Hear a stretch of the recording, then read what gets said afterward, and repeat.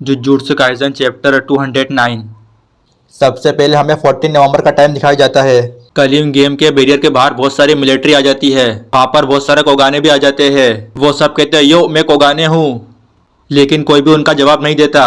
गिटो कहता है random teleportation होती है, वो कलिंग गेम के रूल्स में नहीं है। जब तक वो कोगाने के सवाल के जवाब नहीं देंगे वो रैंडमली टेलीपोर्ट नहीं होंगे। ये कलिंग गेम का हिडन रूल है। और आओ में कहती है शायद ये एक बग है। वैसे तुम्हें इस जगह के बारे में क्या लगता है? और आओ में कहती है अच्छा अगर यहाँ पर है तो एक ऐसा बात बनाया जा सकता है जिससे सुकुना सामा भी सेटिस्फाई हो जाएंगे। फिर हमें रेमी का सीन दिखाया जाता है। फिर हम देखते हैं रेमी के ऊपर हमला कर देते हैं। रेमी सोचती है यह सोचरा नहीं है।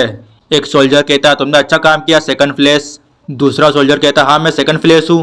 वैसे यह आसान था, पर मुझे नहीं पता कि वो जादूगर है या नहीं। पर हमारा सोल्जर ऐसे ही डर रहा था। वो बस एक कार है जो कि जोरू का गुलाम है। एक सोल्जर कहता है नहीं, इससे ज़्यादा भी यहाँ पे कुछ है। वह थर्ड प्लेस सोल्जर थी और वह कहती है क्या मैं एक लड़की के तौर पर फर्स्ट प्लेस बन सकती हूँ? एक सोल्जर कहता है क्या तुमने उसे मार दिया? हमें उसे जिंदा पकड़ना था। नहीं, बस हमें उनका दिमाग ठीक रखना था, है ना? ग्रेनेड उसके ऊपर इफेक्टिव नहीं थे। क्या उनका कुछ हुआ भी है? क्या वो लगे भी थे? क्या वो एक लेदर का जैकेट पहना था? नहीं, मैंने उसके ऊपर ही हमला किया था।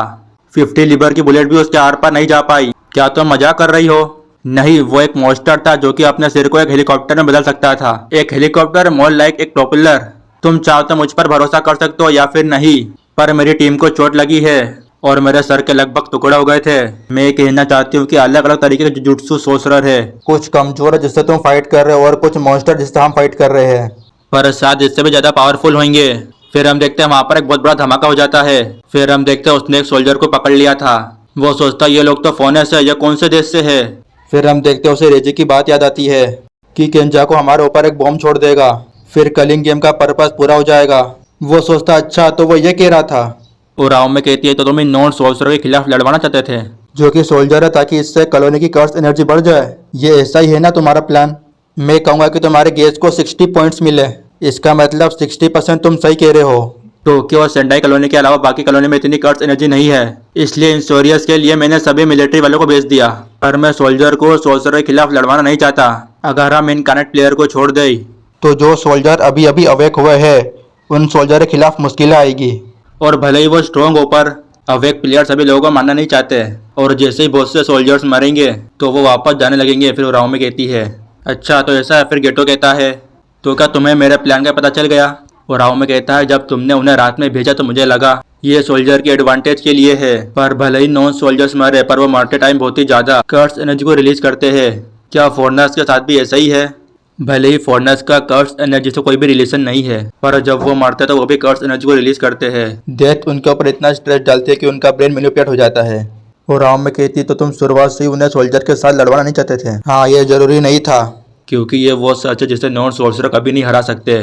एक सोल्जर को एक कर्स स्पीड दिखाई देती है जो कि दिखने में बहुत ही ज्यादा डरावनी थी। गेटो कहता है मैंने हर कॉलोनी में बहुत ही सारी कर्स स्पीड को रिलीज किया है और रात में ही वो पावरफुल होती है। हाना कहती है सात केंजा को नॉन सोल्जर को मारना चाहता है। यूजी पूछता है क्यों? क्योंकि कलिंग गेम प्लेयर की कर्स एनर्जी को भरने के लिए काफी नहीं है, इसलिए वो इंश्योरेंस की तरह है। यूजी कहता है फिर भी इतने लोग बैरियर में क्यों आएंगे? तकाबा कहता है शायद ये मेरी गलती है, मेरी पॉपुलैरिटी से लोग पागल हो जाते हैं, ये मजाक का टाइम नहीं है। फिर तकाबा सॉरी कहता है। फिर हम देखते हैं यूजी के पास एक ग्रेनेड आ जाता है, वो उसे किक करके बहुत दूर फेंक देता है।